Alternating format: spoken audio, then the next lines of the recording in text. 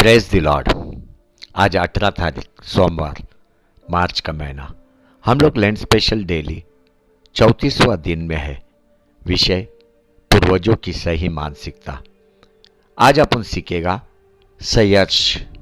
सयर्श Babel देश का राजा।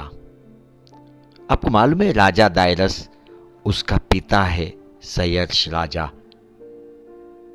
दायरस कौन है? जिसने दानियल को शेरों के गुफा में डाला। पढ़ते दानियल का किताब 9 अध्याय 1 वचन। मादी सयर्श का पुत्र धारा, जो कसदियों के देश पर राजा ठहराया गया था। सयर्श एक राजा। सयर्श ये नाम बाइबल में अपने को दानियल का किताब, एजरा का किताब, एस्तर का किताब में देखने को मिलता है। लेकिन अपने को यह नहीं मालूम कि ये तीनों भी नाम एक ही व्यक्ति का है या अलग अलग। लेकिन आज मैं सयर्श राजा जो एस्तेर का पति है उसके विषय में बात करूंगा। पढ़ते एस्तेर का किताब 9 अध्याय 2 वचन।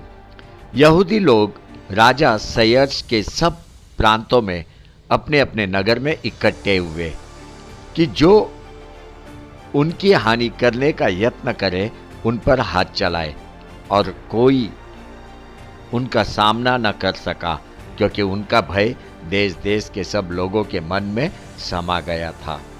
अब उस सयर्श राजा का सही मानसिकता या गुण के विषय में जानने से पहला ऊपर के वचन को थोड़ा समझते हैं। आपको याद है, ये राजा ने भारत देश से लेके इथोपिया तक राज्य किया। कहा जाता है कि 127 प्रांत पर यह राजा राज्य कर रहा था। सयर्श राजा का स्वभाव समझना है तो प्रथम उसके साथ वाले लोगों का स्वभाव समझना जरूरी है। राजा का कहानी अपन अगर देखेगा तो ज्यादा वो सौंदर्य प्रतियोगिता रखने वाला व्यक्ति, मैं फिर से बोलता हूं, वो ज्यादा सौंदर्य प्रतियोगिता रखने वाला व्यक्ति। ये क्या है? स्त्री एक अच्छे से सज धज के पुरुषों के सामने उपस्थित होती है, इसको बोलते हैं सौंदर्य प्रतियोगिता। राजा का यह गुण कोई अच्छा गुण नहीं था। आज का भाषा में इसको ब्यूटी कॉन्टेस्ट बोलता है, ब्यूटी कॉन्टेस्ट। अश्लील कपड़े पहन के स्त्री लोगों के सामने आता है। लेकिन राजा ने क्या किया उन दिनों में, अपना ही पत्नी को तैयार होके उसके दोस्तों के सामने आने को कहा। उसका पत्नी कौन है? रानी वस्ती। रानी वस्ती ने इनकार किया। राजा को गुस्सा आया, तभी तुरंत उसने अपने लोगों से सलाह लिया और वस्ती को पत्नी करके त्याग दिया। उसके बाद उसने एस्तेर से विवाह किया। राजा के साथ हमान जैसे लोग, हमान खुद को राजा से ऊपर समझता था। उसका एक भी निर्णय बलवान नहीं होता था। उसके शब्द, उसके निर्णय केवल बीमार, कमजोर, नुकसानदायक, घातक। और राजा सयर्श बीमार सलाह सुनने वाला व्यक्ति, बीमार। इससे अपने को क्या मालूम पड़ता है? यह राजा केवल दूसरों का सुनने वाला, सामने वाले ने क्या बोला उस पर सोचता नहीं था, विचार नहीं करता था। इतना ही नहीं, उसका हाथ में का अंगूठी निकाल के दे देता था। अंगूठी क्या है? एक मोहर है, एक अधिकार है, वो निकाल के दे देता था। कुछ भी लिखो और ये मोहर उसके ऊपर लगाओ, देश भर में अमल करो, ये उसका स्वभाव।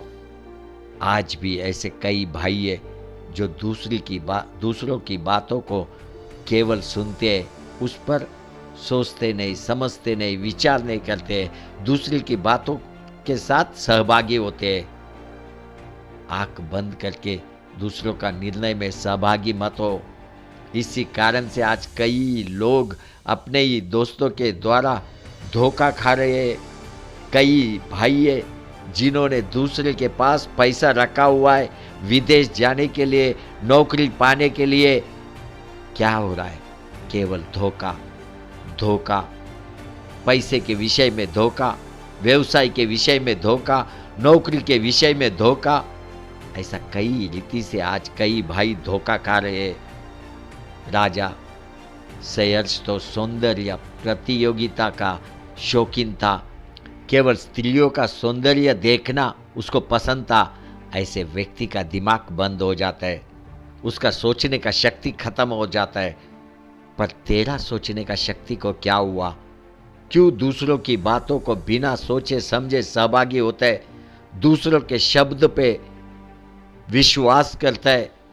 समय को बर्बाद मत कर। देख कितने साल से तेरा पैसा दूसरे के पास पड़ा हुआ है, अभी भी तू विदेश जा नहीं पा रहा है, अभी भी तेरे को नौकरी नहीं मिल रहा है और पैसा दूसरे के पास पड़ा हुआ है। भाई जीवन छोटा है, तेरे बिना सोचे समझे हुए निर्णय आने वाले दिनों का संकट समस्या है। इसको एक साइलेंट किलर बॉम्ब बोलता है, साइलेंट किलर बॉम्ब।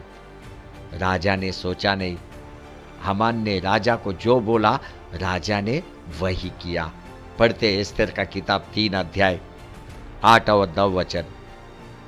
और हामान ने राजा सहर्ष से कहा, तेरे राज्य के सब प्रांतों में रहने वाले देश देश के लोगों के मध्य में तितर बितर और छिटकी हुई एक जाति है, जिसके नियम और सब लोगों के नियम से भिन्न है, और वे राजा के कानून पर नहीं चलते, इसलिए उन्हें रहने देना राजा को लाभदायक नहीं है।